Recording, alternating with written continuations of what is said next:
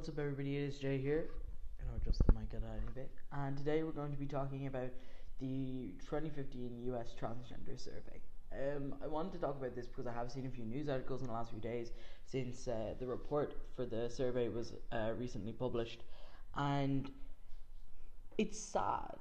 It's sad to read, and I think that there's a lot in it that people have been saying for a long time, but because we didn't have the numbers to back up what we were saying.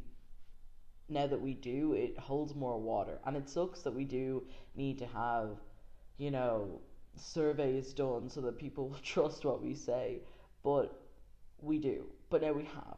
So we have numbers, we have stats, and all that kind of shit. And I want to talk about some of the ones that I found were really dramatic to me. I don't find any of this stuff particularly shocking or surprising, but I think that seeing the numbers makes it a lot harder. People with unsupportive families experience 15 to 20% more homelessness, suicide, and severe psychological distress. So people who had supportive families were still experiencing these things, but significantly less than the people who were not supported by their families. 68% of people had no correct ID, as in they didn't have any form of ID with the right name or gender marker on it. 1 in 3 had a negative doctor experience, ranging from having to educate their doctor about trans rights or trans issues to being assaulted or harassed by a doctor. Trans people committed suicide at 9 times the rate of the average population. So in the average trans person, 40% of trans people had attempted suicide in their lifetime, which is 9 times the average for US citizens. There was 5 times the rate of people who were HIV positive than the average US population, of course. 77% of people experienced negativity in school when they were perceived or out as trans in they said kindergarten to 12th grade, which is basically primary and secondary education, and that was anywhere from being misgendered purposefully to being physically or verbally bullied and stuff like that.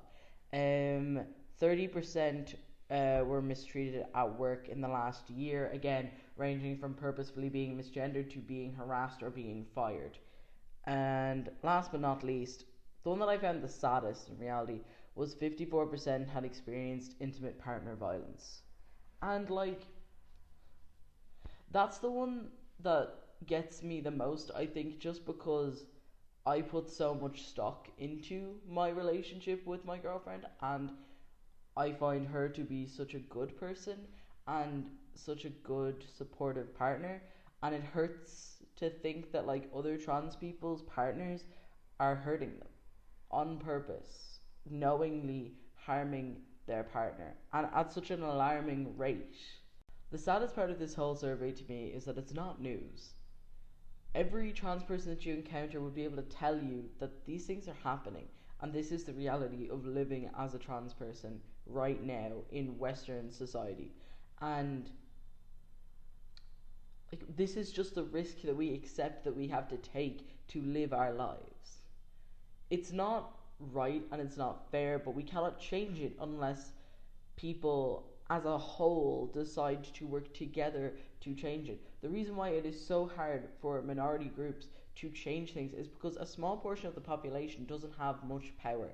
But if allies of the trans community were to assist the trans community in trying to improve their standing in rights and all that kind of stuff, and improve the education in your area on trans people, then that would make so much of a difference. It's not right that I have to be worried about my safety, and it's not right that any friend or family member or partner of mine should have to worry about my safety because I am trans. Even though I feel very safe in the knowledge that statistically these things won't affect me because I'm white, I'm male, I pass, I have a gender marker, an ID that matches the name and gender that I use and matches my appearance, all of that stuff, it's like what they say about like robbery and other like crimes, that like no matter how many steps you take to prevent them, they can still happen. And no matter how much I have going for me in terms of like race and gender and my appearance and my legal status, I'm still going to be at more risk than the average person. And it's still scary to be trans, no matter what. So please, please, please share this video, because I think it is important that people are aware of the fact that this is the kind of thing that trans people deal with on a day-to-day basis. I will link to the actual survey down in the description so you can look at it yourself. I just picked out the bits that I felt were the most shocking or the most dramatic things in the survey. And honestly, just it is so important that we give this the attention that it deserves, because this is proving that trans people are experiencing discrimination, trans people are experiencing unfair treatment, and that we need to do something to change it. And we cannot change it unless we start taking actions and we start making noise about it. So please, please share this video. Make it known that you care about trans rights and you care about the fact that these things are happening. And just please, please do something. Thank you for watching this video. As usual, like, subscribe, comments, blah blah blah. I don't want to sell myself too much on this video considering it's quite a sad video, but thank you for watching and I will see you next time.